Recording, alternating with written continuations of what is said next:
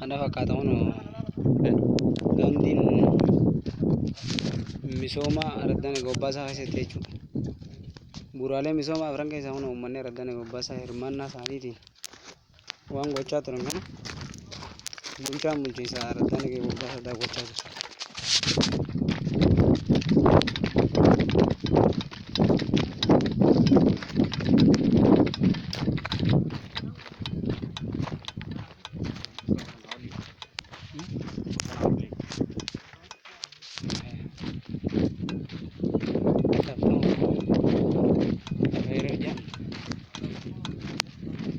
Garaa jechuudha.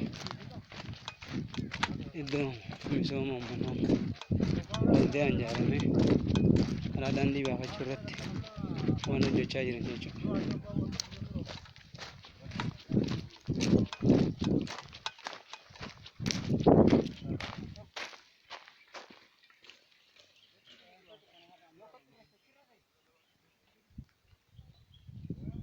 Kana fakkaatan lafti ererr jedhamu.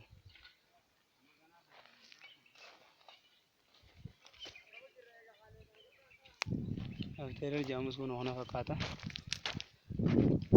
Aradaan Bobasaa keessatti furtuu roobammeetii keessatti hojjetamaa jiru annoo.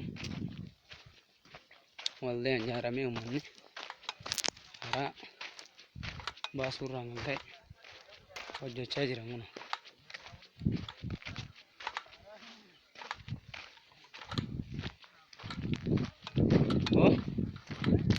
Karaa hojjettan ka abbaan karaa kana hojjechiise kun kana fakkaata laan maandisni karaa kana yaa Ibrahim amma jaama. Uummannoon halkanii guyyaa osoo hin jiin beelaa dheebuu osoo hin jiin hojjechaa jiranii gaara isaan muranii darbanis kun wajjin arguu dandeessa. Lafa oloonni jala ejjitan.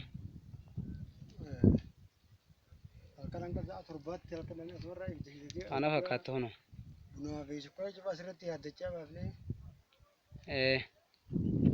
Mee karaa kanarratti taatee isin mudachaa jirtu yoo qabaatte mee xiqqoo yaadanaaf kan obbo Yaayaa.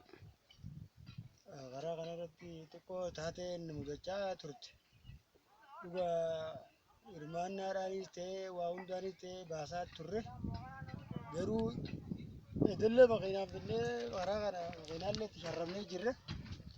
Garuu taateen dura nu mudatte guyyaa karaa kana baafne hamilee deeggarsa garamaa Aradaatii taatus garee namaatiinis taatu makiinuma asirratti uffatu tana yeroo duraatiif namni ilaalcha bilaatiin qabatee hamileen bakka sanarratti makiinaa asii gad deemtu faana dhorkuufadhaa duraan ture.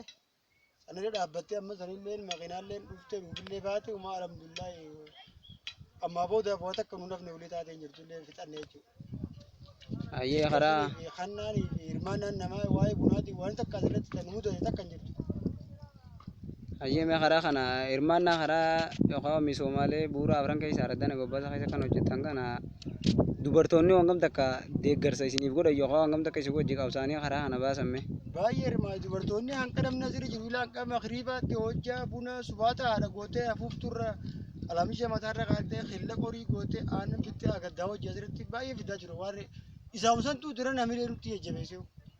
Mucaalaa dubartoota santuu baay'ee hamilee isaaniitti asitti.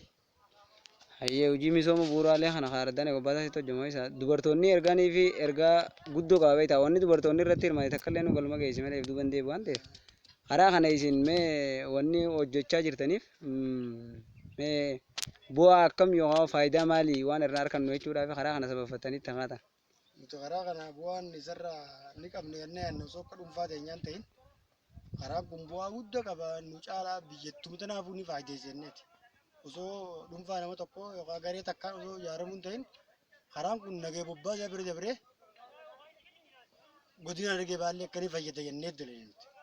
Bu'aan karaa kanarraa jirtu asirraa baraashaan baatu, ashawwaan baatu, boorteen baatu wanni karaa kanarraa baa